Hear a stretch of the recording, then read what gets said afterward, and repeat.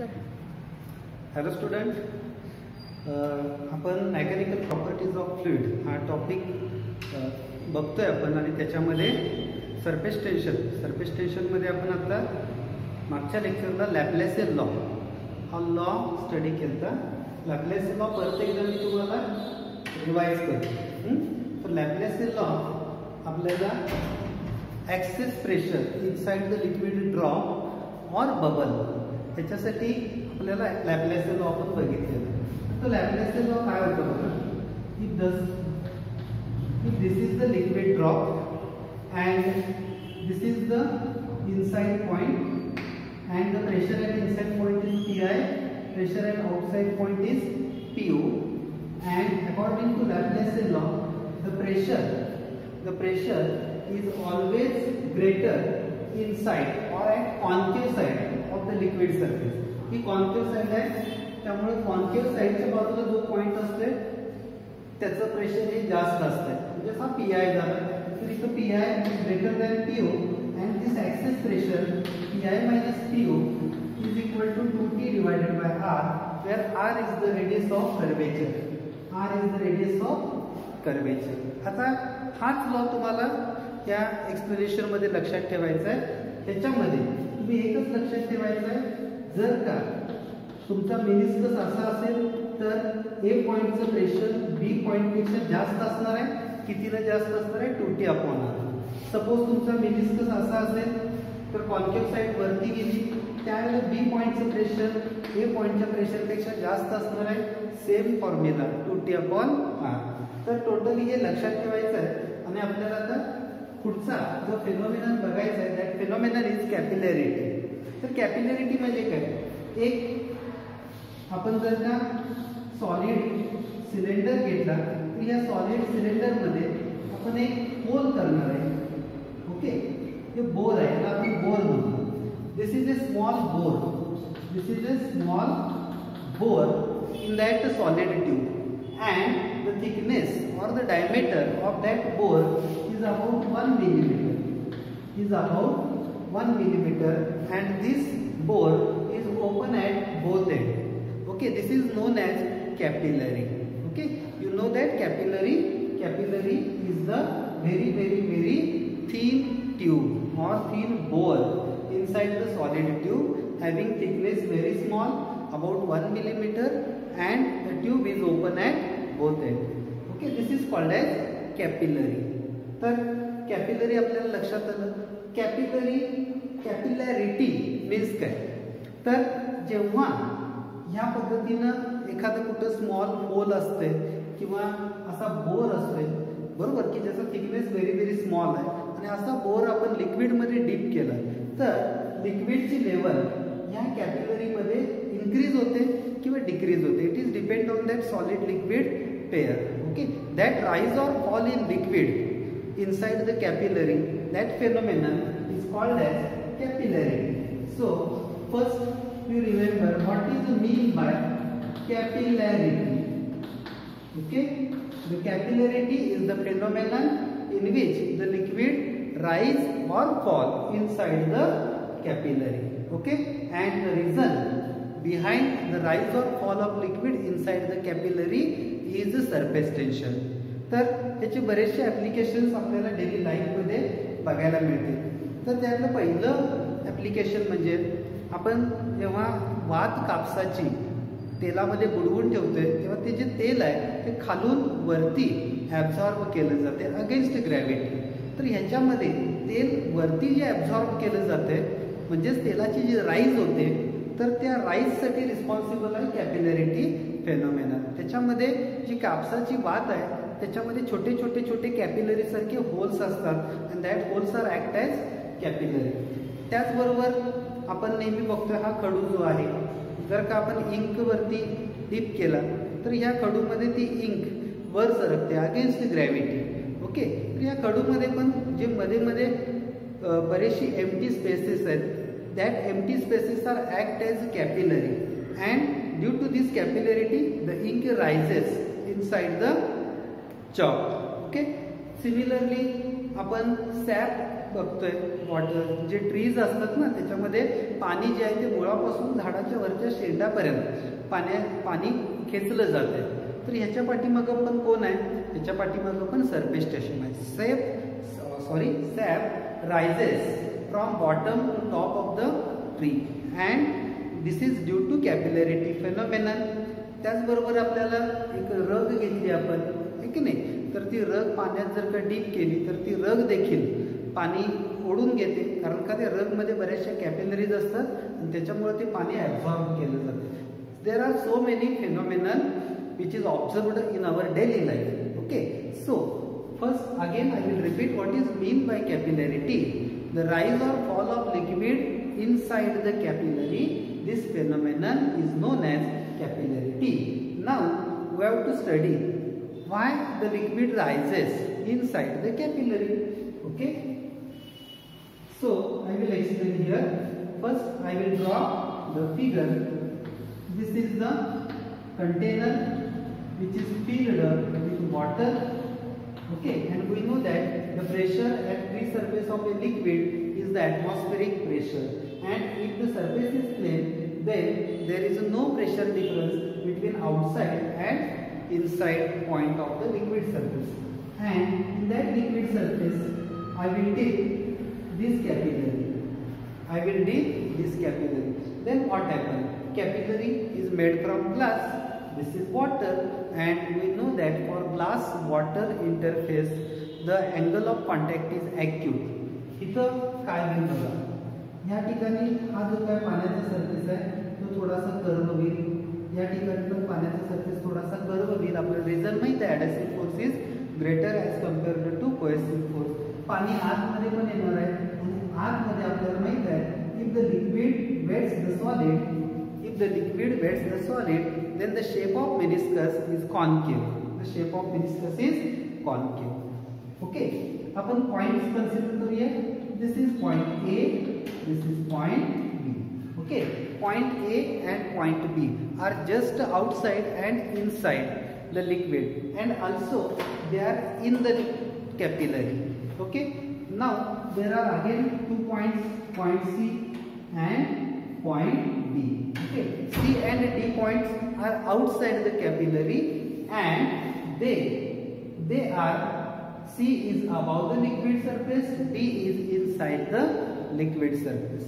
Okay, आता आपल्याला प्रत्येक ठिकाणी असणारं प्रेशर चेक करायचं. We know that at the free surface of liquid there is an atmospheric pressure, that is at point C there is an atmosphere. Therefore at point C the pressure is atmospheric pressure. At point A is also there atmospheric pressure, and you say that the pressure at point C is equal to pressure at point A. Also you know that this is the free surface of liquid. It is the shape, it has a plane shape, and if the free surface of liquid is a plane shape, then there is no pressure difference. There is no pressure difference between inside and outside point. This is point C, this is point D. Pressure at point C is equal to pressure at point D. Therefore I will also say that pressure at point C is equal to pressure at point D. Now you consider the 2 points inside the capillary. One is just outside the liquid, one is just inside the liquid, and then 2 points are point A and point B. Also point B and point D are at the same horizontal level. Okay, मी आता काय सांगितलं तुम्हाला, जर का तुमचा meniscus concave shaped असेल तर वरच्या बाजूला कॉन्केव्ह साइडला प्रेशर जास्त असते as compared to convex side. That is PA. A point is on concave side. Therefore pressure at point A is greater than pressure at point B. Okay, pressure at point A is greater than pressure at point B. आता आपण बघू शकताय pressure at point A is equal to pressure at point B. बघा, pressure at point A is equal to pressure at point B. कारण का pressure at C is equal to pressure at A and pressure at C is equal to pressure at D. Therefore pressure at A is equal to pressure at D. Therefore I will write as pressure at point D is greater as compared to pressure at point B. Okay, आता आता ह्या pressure डिफरन्समुळे काय होईल बघा, ही लिक्विडची level same आहे, ठीक आहे नाही, तिथं प्रेशर जास्त आहे, इथं प्रेशर कमी आहे. आता काय होईल, लिक्विडला इक्विलिब्रियम कधी मिळणार आहे, जेव्हा एका लेवलला प्रेशर सेम पाहिजे, बरोबर. त्याच्यामुळे काय होईल, here this is the high pressure point, this is low pressure point. The liquid always flow from higher pressure to lower pressure. Now the liquid rushes inside the capillary. Okay, so in capillary the liquid level is rises. Now this is the rising liquid. आता आपल्याला लक्षात आलं की इथं दाबल्यामुळे हे पाणी capillary मध्ये वर आलं. कधीपर्यंत वर येणार आहे, जोपर्यंत ह्या PB चं प्रेशर त्या D बरोबर येणार आहे. D च्या ठिकाणी कुठलं प्रेशर आहे, ऍटमॉस्फेरिक प्रेशर, आणि B च्या ठिकाणी कुठलं प्रेशर आलं, आता हे आलं PB H rho G. Okay, आणि D च्या ठिकाणी प्रेशर कुठलं आहे, तर D च्या ठिकाणी जे प्रेशर आहे ते आपण A च्या ठिकाणी असणारं प्रेशरच मानलेलं आहे. A च्या ठिकाणी एक्स्ट्रा प्रेशर आहे ना, A च्या ठिकाणी 2T/R हे प्रेशर एक्स्ट्रा आहे, ते आपल्याला नंतर बघायचं आहे. पण आता तुर्तास लक्षात घ्या की इथं कॅपिलरी राईज का झालं, वॉटर का राईज झालं, कारण D पॉइंटच्या ठिकाणी असणारं प्रेशर जास्त आहे as compared two point B. So liquid rises inside the capillary. Okay, आता हेच सेम एक्सप्लेनेशन आपण कॉन्व्हेक्स मेनिस्कस साठी यूज करू शकतोय. कॉन्व्हेक्स मेनिस्कस साठी काय करायचं हे लक्षात आलं का बघा, याची शॉर्ट नोट तुम्हाला लिहायची आहे किंवा फक्त शॉर्ट क्वेश्चन जो आहे तो याच्यावरती येईल, कारण का याच्यामध्ये आपण मॅथमॅटिकल स्टेप्स कुठल्याही फॉलो केलेले नाहीत. आपण फक्त प्रेशर डिफरन्सच्या एक्सप्लेनेशननं कॅपिलरी राईजचं रिझन दिलेलं आहे. Okay, next point same capillary but in this case I will fill here mercury. Okay, and this is glass and we know that mercury does not weight the solid and the shape of meniscus is convex. Okay, shape of meniscus is convex. हा तुमचा meniscus होणार आहे, convex meniscus. माहिती आहे ना, angle of contact काय असते, obtuse असते. Okay, again I will consider same points, point A, point B. Okay, now you check carefully. The pressure at concave side is always maximum. The point B is on convex side. Sorry, concave side. Point B is on concave side. That is PB is greater than PA. The first sign उल्टा भी. PB is greater than PA, and also PA is equal to PC. PC is equal to PD, and therefore PA is equal to PD. याच्यामध्ये काय बदल होणार नाही. फक्त इथे A च्या ठिकाणी आपण काय पुटअप केलं, D पुटअप केलं. ओके, आणि परत साइन काय झालं, चेंज झालं. That is the pressure at point B is higher as compared to pressure at point D. आता काय होईल बघा, इथं प्रेशर आत जास्त आहे, बाहेर कमी आहे. लिक्विड कुठून फ्लो होणार, from higher pressure to lower pressure. That is the liquid rushes outside the capillary. Okay, and due to this the liquid level inside the capillary is a fall down.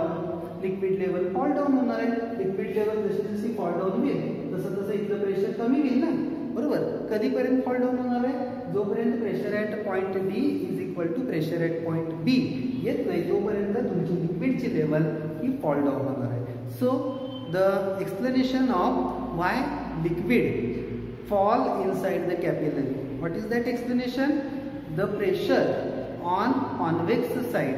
Okay, that is here point B is on concave side. The pressure at concave side is greater than the pressure at convex side, and due to this pressure difference, the liquid is a fall down inside the capillary. Okay, तर हे लक्षात ठेवा काय काय सांगितलेलं आहे. A, C आणि D या तिन्ही ठिकाणचं प्रेशर सेम असणार आहे, आणि ॲटमॉस्फेरिक प्रेशर फक्त इथलं प्रेशर हे जादा आलं. कितीनं जादा आलं, ऑब्विसली 2T/R. मगाशी इथलं प्रेशर जादा होतं, कितीनं जादा होतं, 2T/R. ते 2T/R ची भरपाई करण्यासाठी लिक्विडची लेवल एकतर वाढते, बरोबर, किंवा कमी होते. तर हे एक्सप्लेनेशन लक्षात ठेवा. Why liquid rises or fall inside the capillary. Now we have to move the next point. आता आपल्याला जो नेक्स्ट पॉइंट बघायचा आहे त्याच्यामध्ये ते राईज आपल्याला फाइंड आउट करायचं आहे. ऍक्च्युली ही जी राईज मिळणार आहे, जी हाईट मिळणार आहे, हाईट ऑफ लिक्विड कॉलम ही किती असेल. सोपं एक्सप्लेनेशन आहे, नीट बघा. परत same figure, this is the capillary, but now I will take the radius of capillary is small r. Radius of capillary is small r. I will take T for surface tension of liquid. Okay, I will take theta for angle of contact. Okay, and I will take r for radius of meniscus. Okay, now this capillary dipped inside the liquid. This is the liquid. Okay, and in the first case I will explain the rise of liquid. So the liquid weight the solid. In that case the angle of contact acute and the shape of meniscus is concave. Okay नाही. आता इथं आपल्याला concave meniscus तयार झालेलं दिसणार आहे. जर ते कॉन्केव्ह मेनिस्कस होत असेल तर ऑब्विसली इथं प्रेशर कमी असणार आहे. प्रेशर कमी असल्यामुळे काय होईल, high pressure to low pressure liquid आत येणार आहे. आत येते ती लेवल वाढणार आहे. ही लेवल आपण धरूया final. Okay, suppose this is the final level of liquid surface. किती न राईज झालं, the liquid rises suppose by height h. Okay, आता आपण परत पॉइंट्स कन्सिडर करूया.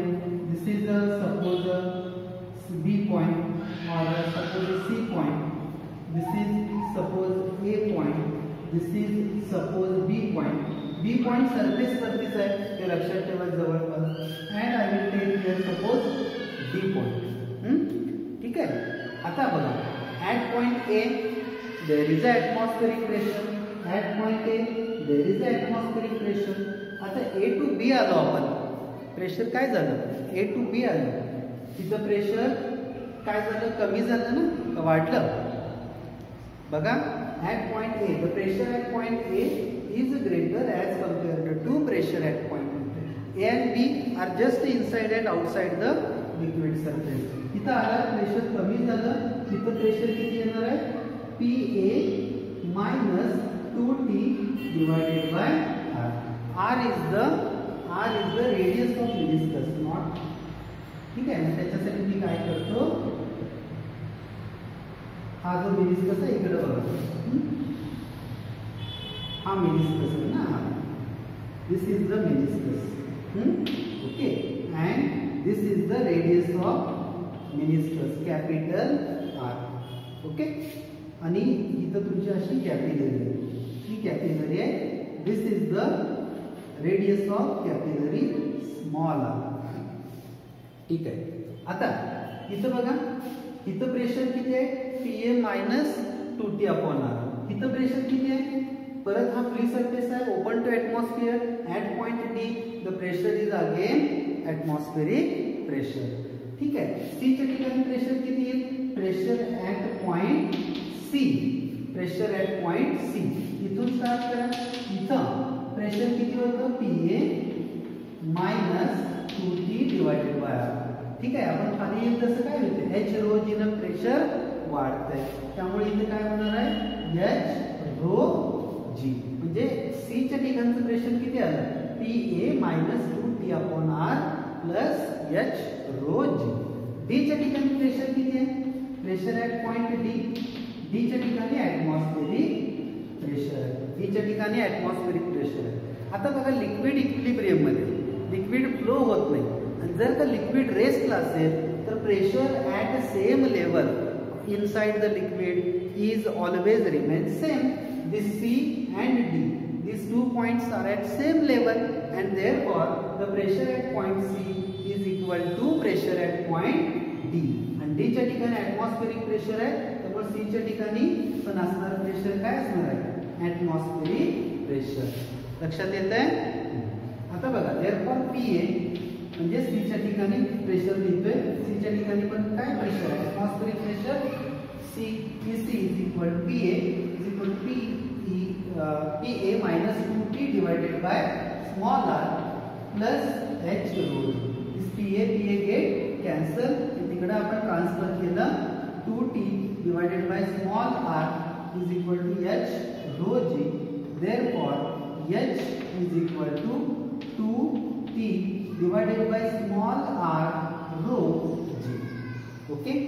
आता इथं आपल्याला मी चुकून परत इथं आपल्याला रेडियस ऑफ मेनिस्कस पाहिजे बरं का. Sorry this is not small r, this is capital R. Radius of meniscus पाहिजे. पण रेडियस ऑफ मेनिस्कस तर आपण मेजर करत नाही. आपण मेजर काय करतोय, रेडियस ऑफ कॅपिलरी. त्यामुळे हा capital R in terms of small r काय येईल ते आपल्याला याच्यावरनं लक्षात येईल.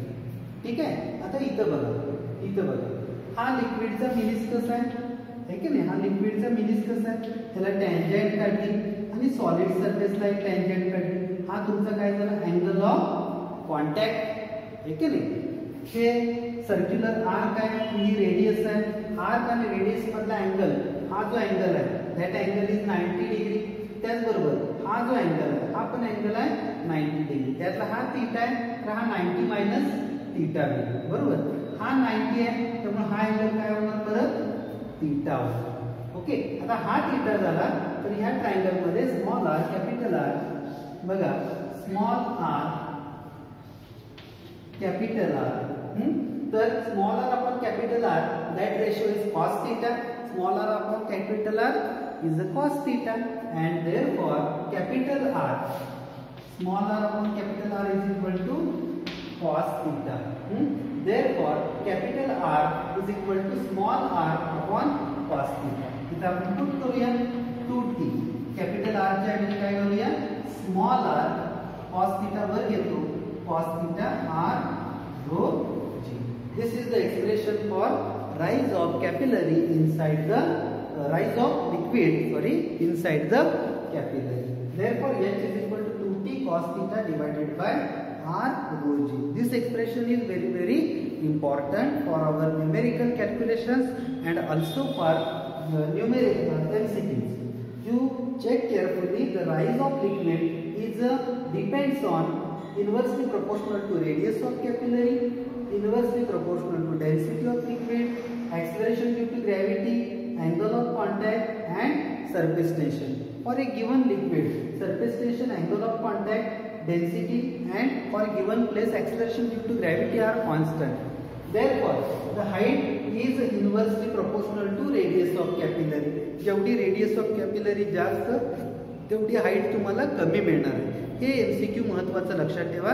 ज्याला मी रेडियस तुम्हाला डबल करतोय त्याला हाईट माझी 1/2 होणार आहे. ओके. प्रत्येक वेळेला h into small r that product is always remain constant for capillary rise. In the next lecture we have to derive this same formula but by different method, force method. Okay. So thank you for watching. Thank you.